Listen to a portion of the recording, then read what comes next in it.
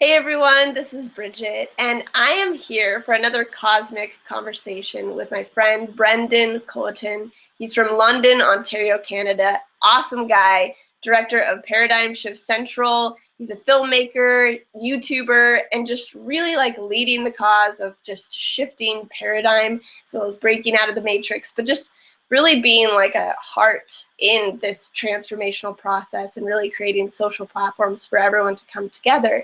And I wanted to interview him, and I wanted to do these cosmic conversations because in contact, like we're talking a lot about ET contact on this channel. That's what it's dedicated to, and hybrid kids. But the thing is we can't actually make contact unless we're doing the real work ourselves and really groundwork and taking action into being who we really are and going in that direction. So that's what these cosmic conversations are about, is really how to do that. And I feel like Brendon's an awesome example of how to actually do that and take action. And of course, I'll be having lots of different guests, and I want to create a nice age range and different background range. And these first two are more like starseed based, with just the younger generation, because there's so much just like billowing out of these kids and these folks and these young people, and it's amazing. And I also am going to start interviewing people that have been in kind of the ET world for a long time, working real time with disclosure. So that'll be coming down the line too. But for now, I'm so excited to have Brendon on the show. So thanks so much for being with us. Aloha. Thank you so much. And thank you to everyone tuned into this. It's exciting to be able to connect like this. It's awesome because I just kept on getting like the inspiration to interview you because you're doing so much awesome, cool stuff. So do you want to talk a little bit about these different projects that you're doing, the Paradigm Shift Central, the filmmaking, just kind of give people a background of all the things that you're creating? Yeah, definitely. I'll just give the short version of it. And basically, again, my name is Brendon Culliton on YouTube. Some of you may recognize me as a Skull Babylon neo-gonzo journalist from the future. And basically, for the past 7 years, I've been intentionally helping shift consciousness by creating conscious media.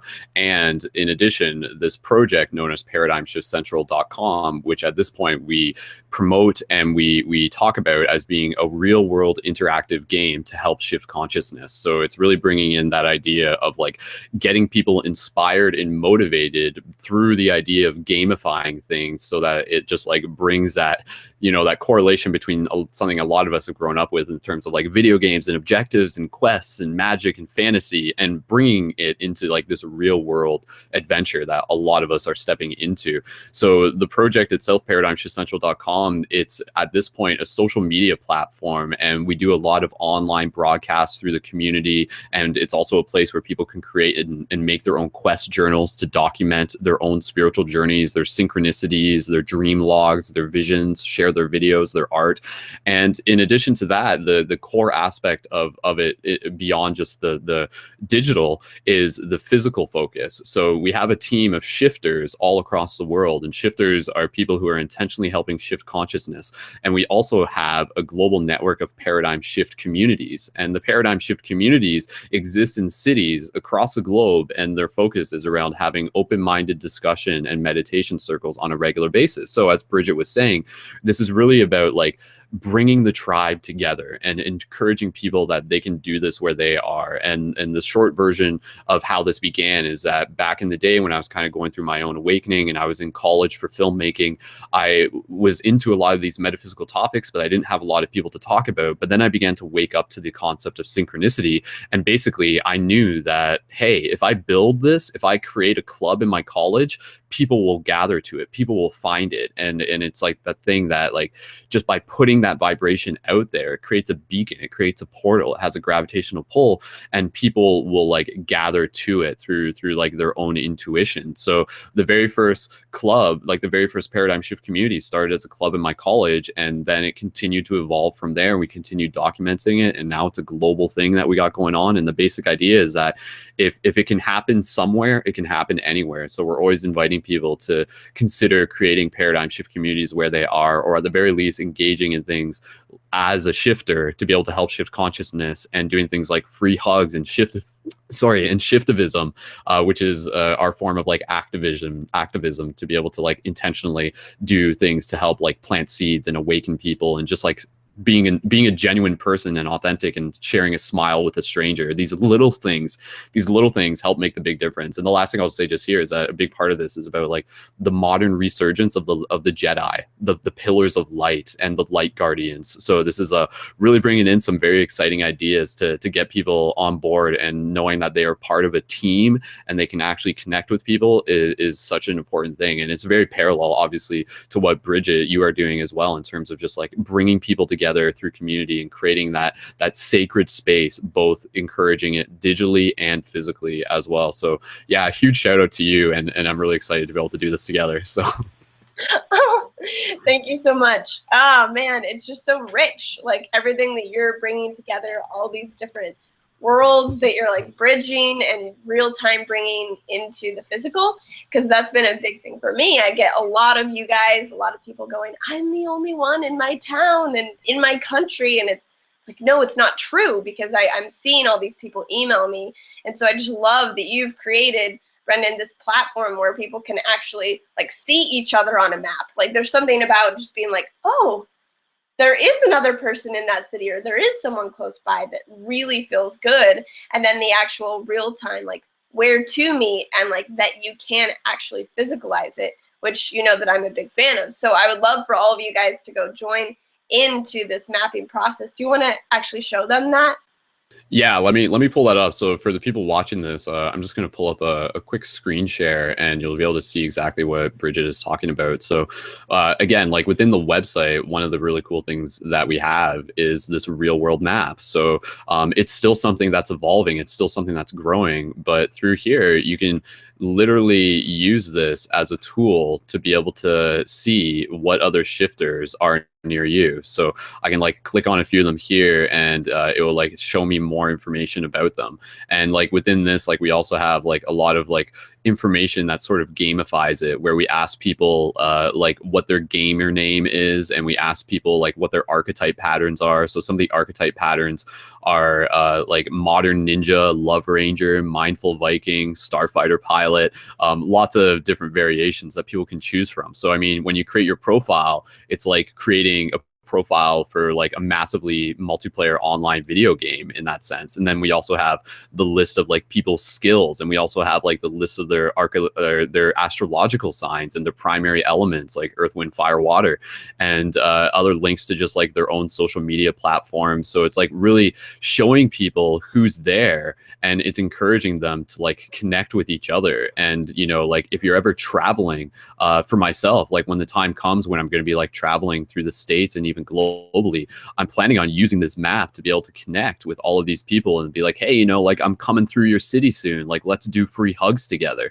So it's really exciting in that way. And again, like this is something that people can get involved with, and it is something that's continuing to evolve like as we speak. So yeah, it's really exciting. And again, it just goes to show people that like they are not alone, and if they feel like they are alone, then like it's reminding them that they may be where they are to help bring together the other people who also feel like they are alone. Never underestimate the power of intention and being a portal for consciousness to flow through. So just if you build it, they will come, like straight up.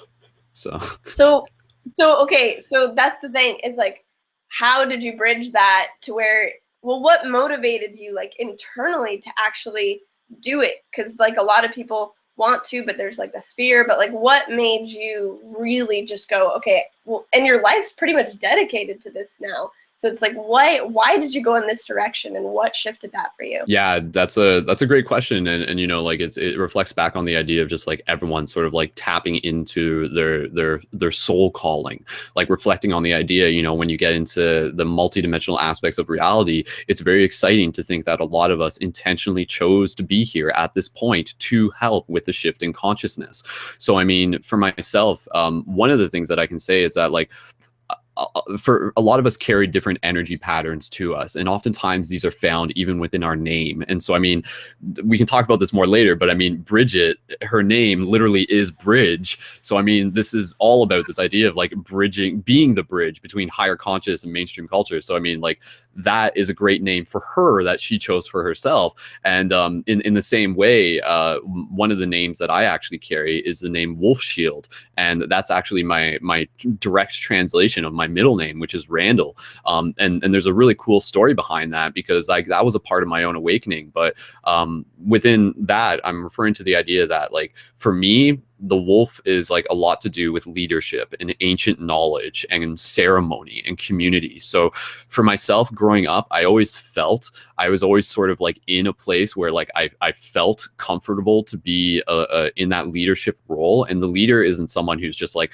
oh, okay, like I'm the best person at this, or I'm better than everyone. It's like, for me, it goes back to the idea of growing up and playing hockey. And oftentimes, like, I was like the team captain for my hockey team. And being the team captain meant that like you would be the person who would like have to like generate morale when the time would come. Like, you would be the person who would lead by example. You would be the person who would go into the corner. And then just knowing that through like other people seeing you do that, it helps like boost the entire team. And so like it's this collective inspiration where I want to be a source of inspiration for other people, to invite them to be a source of inspiration for other people, and the chain continues and this link continues. So this whole project is really inviting people to activate that leadership role within themselves. And so, I mean, the wolf shield thing, just sharing this real quick, is really interesting, because as I said, my middle name translates to wolf shield, but I didn't always know this. And it wasn't until about like 2012, synchronistically, that I actually realized this. Yet prior to this, I always had a resonance with the wolf. I mean, you can like see there's like art of like wolves in my room and everything like that. And I've always grown up with like a German Shepherd as a dog. So I've always been surrounded by a wolf, and I was always like associated myself with the wolf, and I always resonated with the wolf. And then like one day I was just like, you know, like I wonder what my middle name means. And like as I'm like typing it into Google, I'm just like, oh, like it's gonna mean wolf. Like, and then I enter it and I'm just like, boom, like there it is. And I'm just like, holy crap. Like for me, that was like in a way an example of how we, the universe, work in this non-linear multidimensional perspective, where we actually lay out like a path and a contract before we enter into this version of the physical dream, you know, like, and that's, I mean, there's a whole topic that this branches into of just like, you know, what it means to be a multidimensional being and awakening within the dream. And for me, like a big part of this motivation, going back to you were asking, you know, like what inspired me to do this, it came through my own personal intuitive awakening process to realizing that this reality is not as cut and dry as it appears to be. That's that spiritual aspects, even though it's all spiritual, but you know, like higher dimensional aspects and things like dream exploration and lucid dreaming and knowing that thoughts create, these were things that I were experiencing. And through my own experience, and even through like working with psychedelics and even my experience like with DMT and seeing that firsthand, I was just like, wow, you know, like there is some incredibly beautiful stuff happening into this reality. And it's something that everyone intuitively is going to awaken to at some point, even if at the very end of their life through death, they will go through that process of being like, oh my God, like I remember now. So, I mean, that intuitive remembrance is something that is coming up through all of us. So for me, that was my motivation in creating this project. It was a place where I wanted to be able to create a space, a platform, and a shared journey to be able to help assist people through their own process of awakening without actually having to like go up to them and just be like, oh, like, hey, by the way, this is how reality works. Rather, I wanted to be like, oh, hey, like, let's start talking about things and invite them to connect the dots in their own way so that they can have their own aha moments. So knowing that these higher like conscious ideas are a very real thing was my motivation in doing this. It wasn't like I was just like aiming in the dark. It was just like there is an objective, and that objective is more and more of us awakening within this dream and becoming, this is something I say very often, it's about becoming better dreamers within the dream. So yeah, that was my motivation, to help all of us continue to awaken. And the last thing I'll just say here is that, you know, when I started this project, 2012 was on the horizon. So like I saw all this stuff coming, you know, and I was just like, we got to prepare now. Like we got to get ready now. Like we got to just like create that space now. So it was very exciting to be there as things were unfolding back in like 2009, and now we're in 2016. Like, oh my God, it's happening. So I love all of that. I mean, it's really true. That was a huge catalyst for me, was the 2012 like deadline, and it was like something in my cell memory was like, ah, like hurry, like get your shit together, you know. And I hear a lot of other people say that, and around like 2009, 2010, like things just started like stirring, and then they just like launched. And I love that like you are connected to what your archetypal essence is, how you manifest like is in this world. And different people have different ways of leading, different ways of being. And so it's not that everyone has to just like go create these big things, because there's people to create the platforms like you. But I really feel like being a participant in it and actually like taking advantage of it in a beautiful way and doing it is still a part of everyone's calling, is to be a part of it. Do you have anything to say on that? Again, you know, like in terms of like the way how people can participate in things, one of the big things that we encourage, I like to refer to it as hacking the matrix with love. And for me, like I really bring in a lot of these ideas that I grew up with, personal interests in sort of like techno culture, and ideas of like the hacker mentality. And the hacker is like someone who becomes familiar with the system so that they can weave their way through it. And in particular, also be able to inject new code into it. And obviously this kind of like parallels into like, you know, analogies of the Matrix movies, and in that sense, a Neo awakening. So like what I really encourage people to do within this project are simple things like free hugs. And one of the things that we actually do to help like make this real life game even more effective is that when a lot of people, doing free hugs in itself is a very powerful thing. It creates a space where people can come together and experience love in the present moment, and it expresses compassion, and it brings compassion into culture as a more common thing. And even just people seeing it are just like, oh my God, like this is important. You know, the world needs this. So it's like answering the call of what is needed. But what I actually started doing within like my original genesis of the project, I'm just like, okay, like how can I network with people? How can I connect with them? And so free hugs is something that I actually combined with what we use are the shift buttons. So I mean, like this Triforce here, it's not just a button, it's actually a holographic tool that connects people to the entire website, just because we have the website written on the rim of it. So I mean, one of the things that I do, I've been doing this since 2010, is I've been making these buttons as physical tools to like hyperlink people into the project. So I'll go downtown and I'll do free hugs, or anywhere that I am, and then when people hug me, I'm like congratulations, like here, have a free button. And they're just like, oh my God. And it creates this impression, and it links them into the project. So like what we're doing is like, we're getting these buttons out to people across the world. And these buttons, you can think of them as real life quest items within this real world interactive game to help shift consciousness. So but whether you're doing free hugs or not, you can like, these buttons are designed to help create the possibility for each of us to shift consciousness even more accessible. Whereas, you know, like if you're traveling and things like that and you don't have buttons, it can be kind of awkward to just like try and go up and spark conversations with a random stranger. But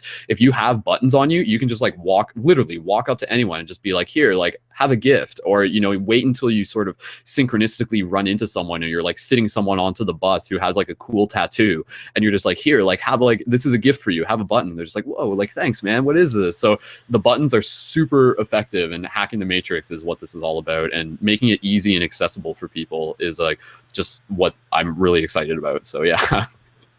I love that, because it's like breaking the social hack, because there's so much like of a conditioning that we just need to break through. And really like the best way to break it is of course like through reward, like you're saying, or like something interesting, something exciting, and just through love, like through hugs, through smiles, like through exuberance and vulnerability. And so I love that that's just like your tool to do it. You know, it's not like this forced conspiracy, like it's really the opposite approach, which you're getting to the same result. So I love that you're doing that real time.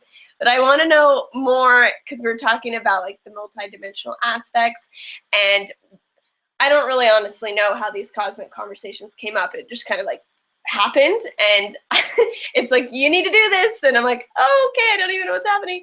And it was very clear to interview you, and so with the galactic kind of support driving at least this hybrid channel ship, I want to know like what your connections are, and especially if you've done DMT and stuff, it's like what comes up with you, what comes up for you personally, and then in general in the cosmic category. Yeah, just like, are you kind of asking like what I feel my connections are to the bigger cosmic family? That's kind of what you're asking. Yeah, and if you've had any experiences, any memories, Yeah.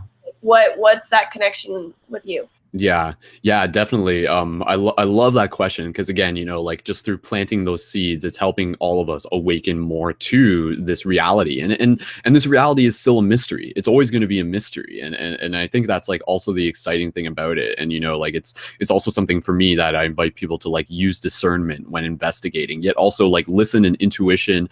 And as much as like the starseed thing, I get it, and I really like find it exciting and everything like that. For me personally, there wasn't any particular point where like I like jumped on an idea where I felt like oh, like I must be like an Octurian, or I must be a Sirius, like from Sirius or something. If anything, I very well could be from Sirius, because Sirius is the dog star, and you know, the wolf element connection to that and the ancient knowledge. Like it's possible, right? But I mean, like the fact is, like I don't necessarily know, but for me, that allows me to bring back the focus of like, instead of thinking of myself as a starseed, even though I could, what I choose to focus on is the idea that I'm an earth seed, and I invite other people to think about that as well, and to see like, you know, like you can think of, you could be both, but to like say that you're an earth seed sort of like directly points to the fact that like you chose to be here and you are like committed to Gaia,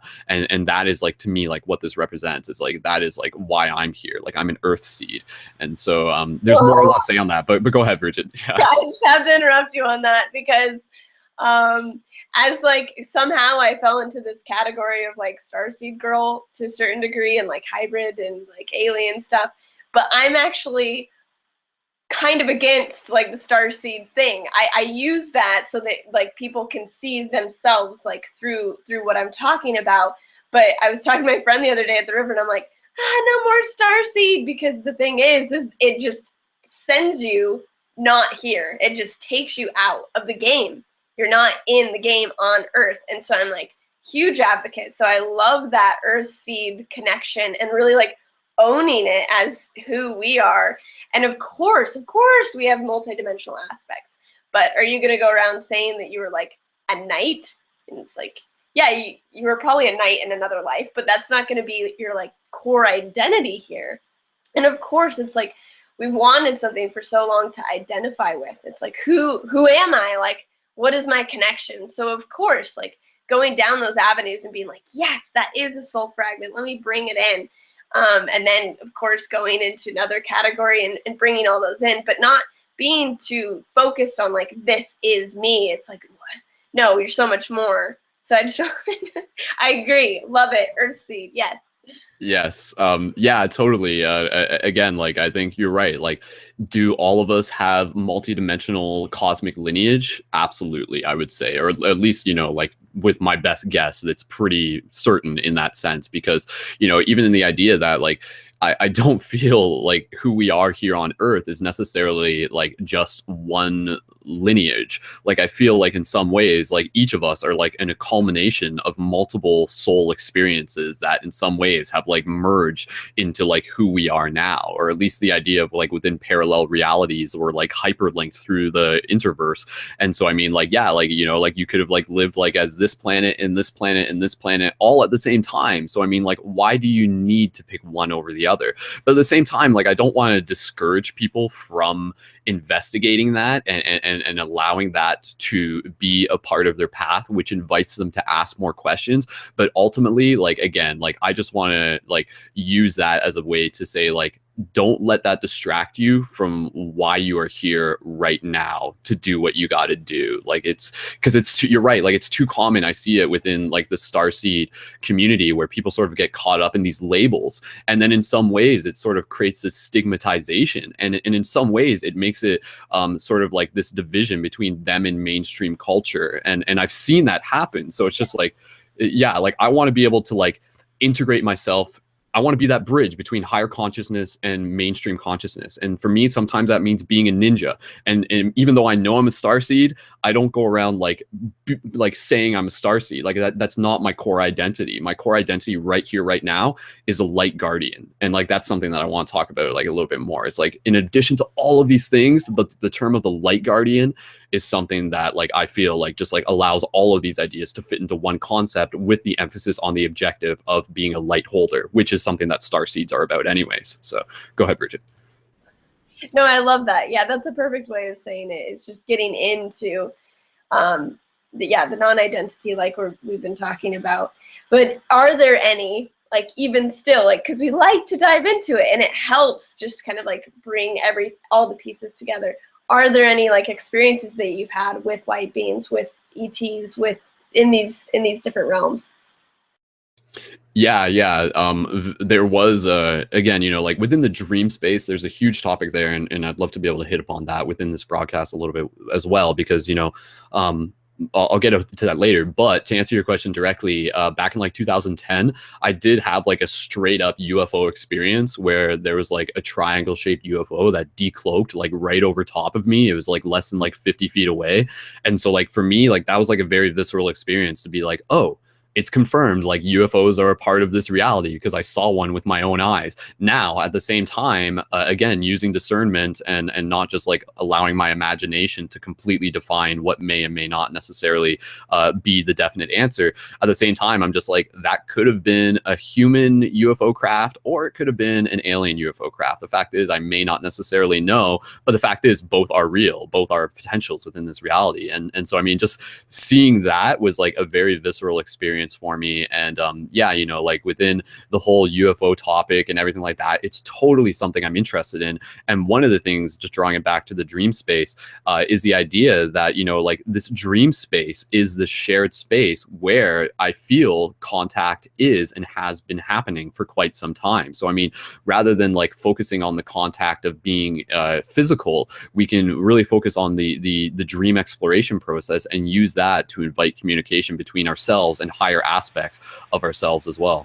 But yeah, go ahead.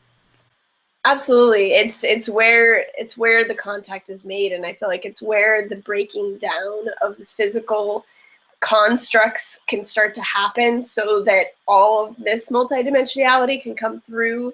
And the dream time, the dream space is the place where we're the most like flexible to be able to receive that and experience it. And it really is a bridging between those two realities. And it's, when you're talking about all this like game stuff, you know, it gets my imagination going in new ways. But like, I feel like we're hitting certain levels, and it's not like anything's good or bad, but it's like, okay, level 3, boom, like alien comes in, yes, got it, you know. And it's like, along the way you get these like bonus points as you just open new portals, you open new doors, which it's like a really fun way of thinking about it. Yeah, the dream topic is such an interesting topic for me. And I mean, like we only briefly mentioned at the beginning, but you know, like one of the things that I do within the conscious media that I make is movies, and I've made these full-length movies known as the Journey to Lucidity saga, and they're like a journey through a transformational festival that's approached in the idea of it being like a dream. So it's kind of like the movie Waking Life at an actual transformational festival, but it really gets into this idea of like awakening to the idea that this too is a dream. And the thing with the dream space, and I want to actually use this to branch into like talking about like fairy folk and my connection with fairy folk, because I know we had mentioned about this before, and we were talking, you know, like, do I have a connection with starseeds? It'd be like, not necessarily, but do I have a connection with fairy folk? Yes, like yes, I do. But what I was just going to say is that one of the ways how I think about the dream space, and the topic of lucid dreaming and dream exploration for me is such an important topic, because it's an accessible way for people to begin to understand that they are multidimensional beings by nature. And one of the ways that I explain the dream space is that the dream space is closer to where we are actually from, meaning that it is not a byproduct of this physical reality, but rather this physical reality is a byproduct of the dream space, meaning that the dream space is like where things originate. And it's kind of, you can almost think of it as like a nebulous gas like Maya, which anything can sort of come into form. And then over time, the universe crystallizes itself into the illusion of this physical dimension. So the dream space, is the same space that we come from before we were born and we go to after we die. And again, that's where you can like communicate with loved ones who have passed on and stuff like that, and knowing we've mentioned that. And so, I mean, yeah, just like, again, like the dream space is just like super, super important. And it's through there that we're like beginning to like integrate more of our higher self into who we are now. And I'll just say this last thing on this point, because people are just saying, like, you can get into the topic of like what is real, for me, what defines something as real is whether you can actually learn from the experience. And so in that sense, if you can have a dream and you can learn from the experience and integrate it into you and say like, wow, okay, I do things in my physical life like that, but in my dream I like did something incredible, and you can bring that into your experience, and that becomes real because it changed you. It helped you become a little bit more of who you are. So in that sense, the dream space has such value because yes, it is real. Everything is equally unreal, and we are learning within the dream space. And as cosmic students, it's important for us to begin to put more attention there. And I'll just say this last point, within the Paradigm Shift Central project, we do all these live broadcasts, and one of the ones that we focus on regularly is the dream class. And, again, that's something that I invite people to. So all of us, a lot of us within the community are intentionally, collectively putting our focus into dreaming. And one of the things that's really exciting is that we're actually working on meeting up within the dream space. So as much as we're meeting up through the internet now, the internet's like just a reflection of what this holographic reality is actually already modeled like. So if we can meet up on the internet, we can actually meet up within the dream space. And I feel like by the time we get to about 2020, this will actually be a more common thing, and we'll be like doing it accessibly. And by the time we get to like 2035, we'll be like in a much more enlightened society. So I mean, all of those things, knowing that they're already there in the future, waiting for us to arrive into, gives more credence to what we are doing now, what each of us are doing now, knowing that all of our actions are making a difference. And it's important to just know that like those realities already exist and they're awaiting for us to arrive into. So trust, have fun, and just like, yeah, love it. Boom. Like I just like every time, like when I like watch certain ones of your videos or like anything, it's just like you lay it down. And there's something where I'm like, okay, what, because to get into these states, like people ask me that, they're like, what, are you just like so excited and like on all the time? I'm like, no, but I am pretty exuberant most of the time. But what is it that like keeps you like you can just like clearly focused, share all of this and like bring through the transmission? Like what is your practice? Yeah, like for me, it is like, again, like this multidimensional perspective that I carry of knowing that like we're already from the future.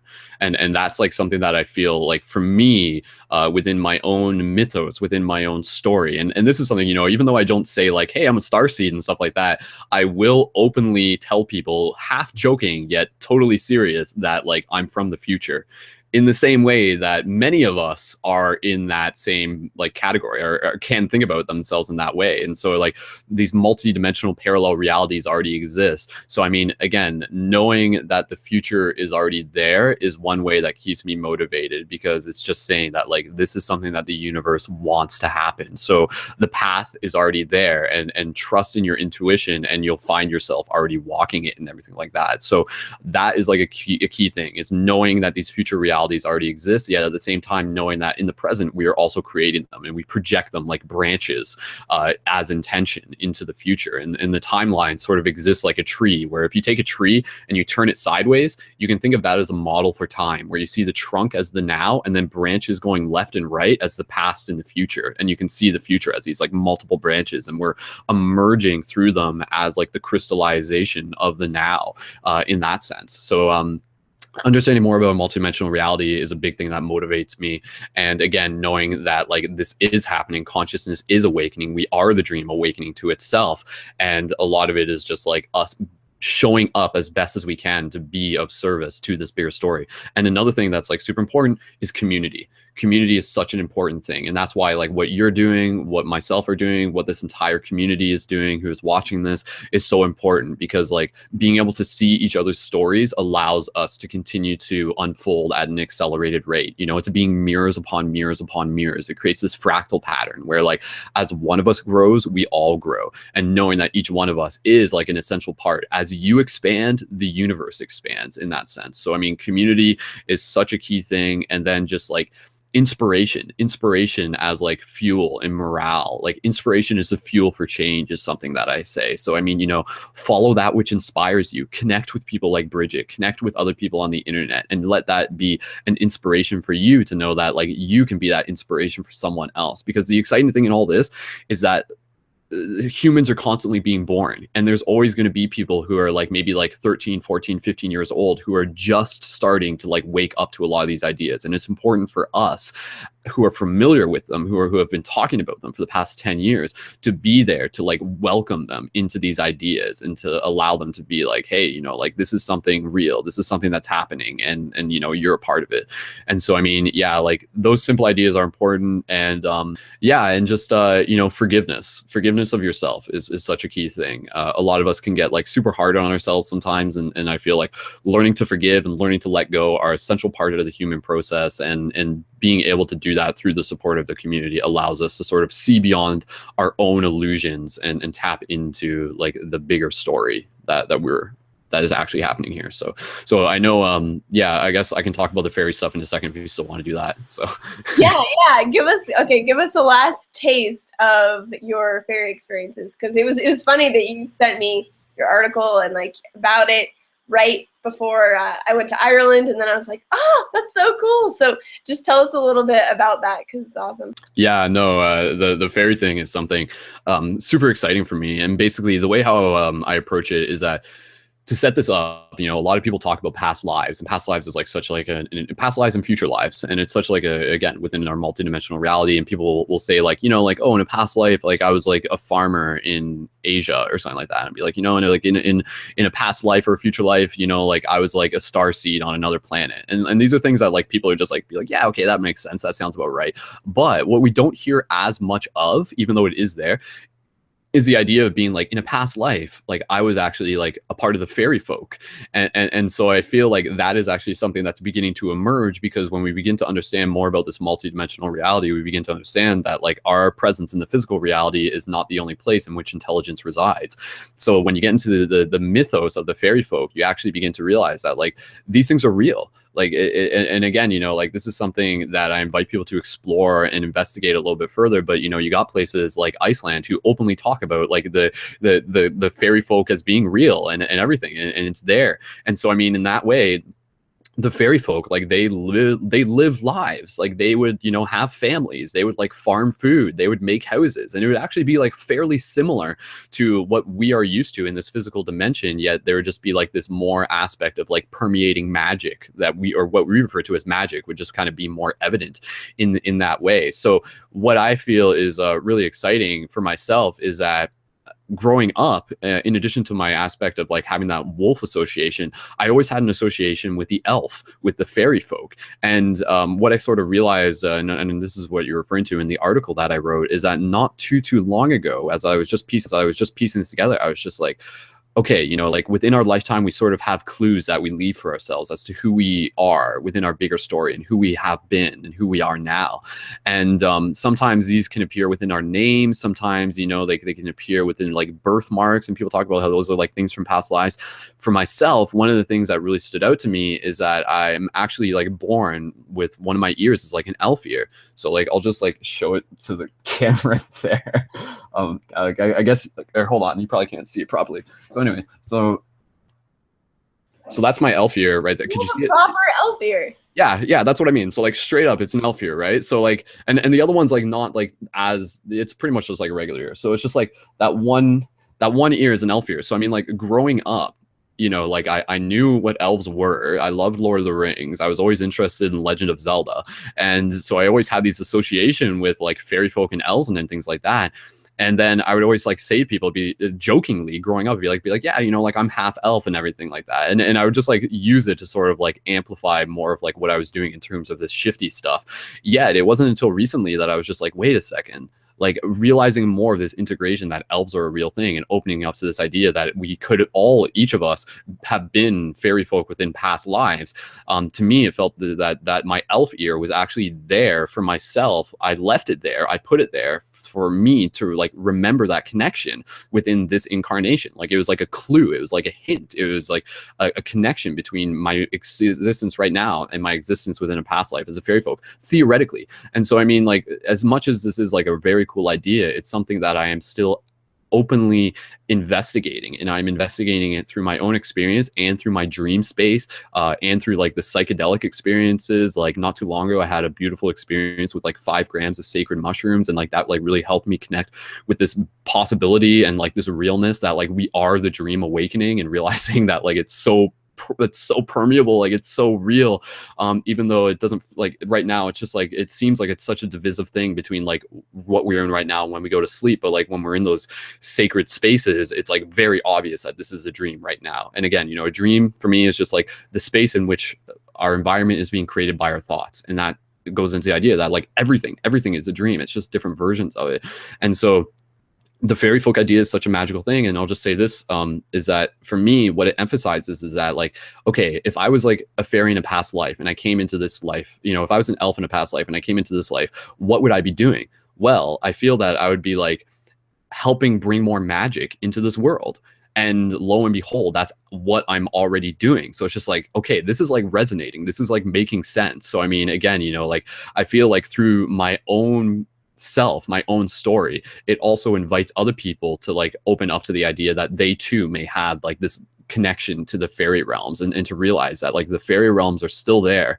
And what I feel, going back to the idea of being a bridge, is that we are beginning to open up our connection and our communication between ourselves and these entities to help bring more magic into this world. And this is like the super exciting and just important thing to remember, is that like this world is not ours alone, and they are equally interested in the shift in consciousness, the ascension of this earth, as much as we are. So that's why, you know, like they're starting to come to us through dreams, they're starting to come through us through experience. We're starting to remember to be like, hey, you know, like this world is more magical than a lot of people may realize, and it's up to us to be the conduits and the carriers to bring more of that magic into this world. So that is what this is about, being the magic. It's awesome. It's really true, because there's so much more to these different realms and to this earth than we even can conceive. Like even Sasquatch, like you talk about that a little bit, and like the fairy realms and the giants, and like all this stuff that I think like our souls are like yearning for through Lord of the Rings and through like Harry Potter. It's like, no,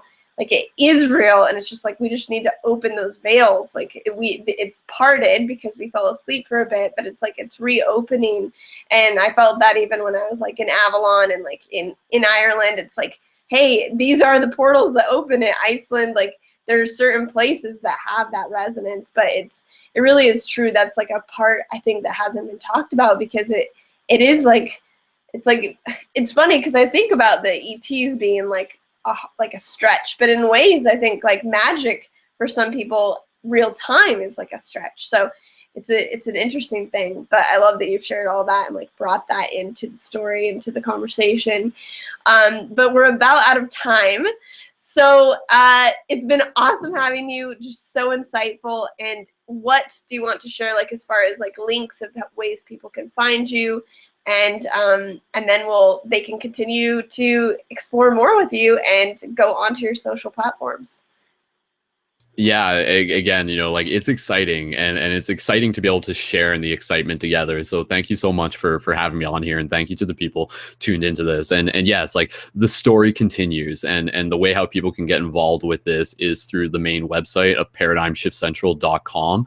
And of course, through there you can find the links to my direct personal social media portals, including my YouTube at youtube.com/skullbabylon, and skullbabylon on my Facebook URL as well. And I do have a Patreon as well, and people can use that to get some of the shift buttons for themselves, so they can use those within their own adventures. And of course, through my YouTube, you can find the Journey to Lucidity movies, and a lot of these are connected to the main website. So I mean, yeah, thank you so much for having me on here. And I look forward to being able to help all of us, because the one thing I will just say to sort of wrap this up is that as the water rises, so does every ship. So what we're doing here and what people watching this are doing in their own ways is all being seen. The cosmic starseeds are the cosmic culture and nation, they're watching us, and Earth is a very exciting place right now to be, and to be a part of this real story. So thanks again, Bridget. Yeah, you're welcome. Yeah, it totally is. This is the place to be, and we're all doing it together, and it's amazing. And so thanks so much for watching this cosmic conversation. And of course, you can subscribe below and share, whatever you feel called to do. And I'll be back either next Tuesday or the following Tuesday on this channel. Of course, you can go over to my other channel for other videos on spirituality and consciousness. And it's going to be awesome. Thanks. Cool. Hack the Matrix with love.